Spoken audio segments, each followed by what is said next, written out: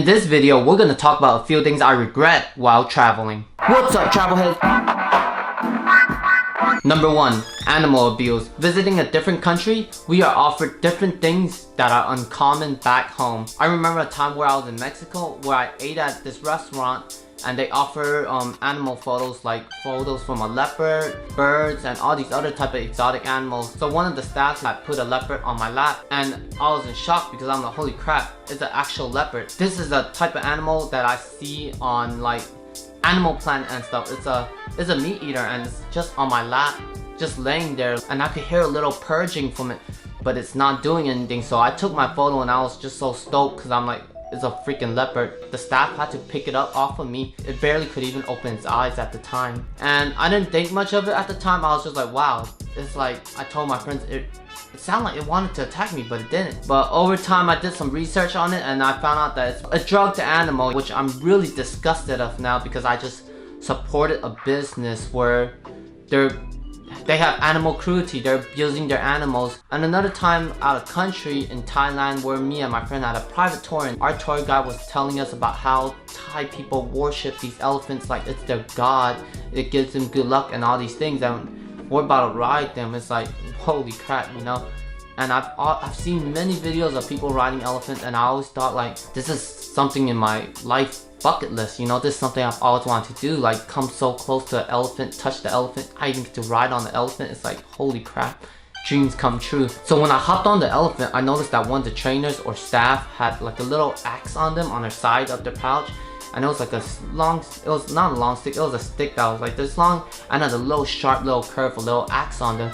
But at the time I wasn't thinking much. I thought of it more of a precautious because we were kind of like in a forest while the elephant was being rolled around. So it was a fun time where I was riding the elephant and I was just like petting the elephant so much like I couldn't believe I was on top of the elephant while it's walking. It was one of the best experiences I ever had in Asia. But a few months later I noticed that videos were going viral of elephant animal abuse, and I've watched a few of these videos and it sucks, you know, it hurts my heart to know that these elephants were getting abused from birth, taken away from their mother at early age, and just to get trained and constantly abused by those axes that I seen that trainer had, and just stabbing them on the head and giving them so much pain just so then they'll be scared and they'll want to listen to trainers. So if you ever thought about riding an elephant and you just listen to this story, think twice because you're supporting that business. Number 2, exploring more.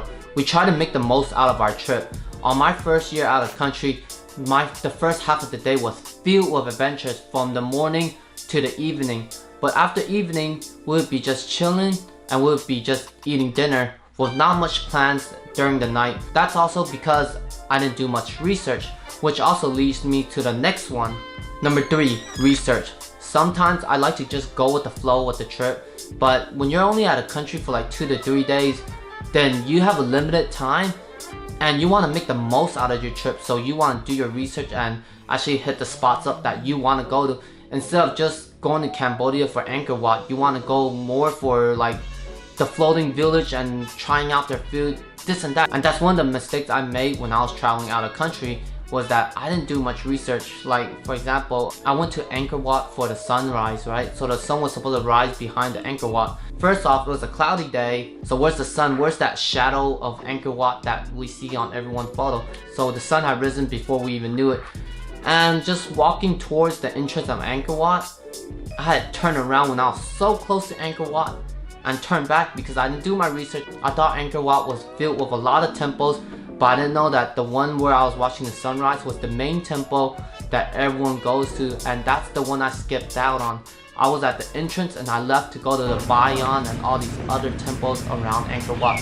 Now it's like, god dang it, man, that's like, I miss, if I just did my research, you know. But eventually I'll be back in Cambodia and I will be visiting Angkor Wat again and actually enter since I've done my research. Number 4, getting scammed.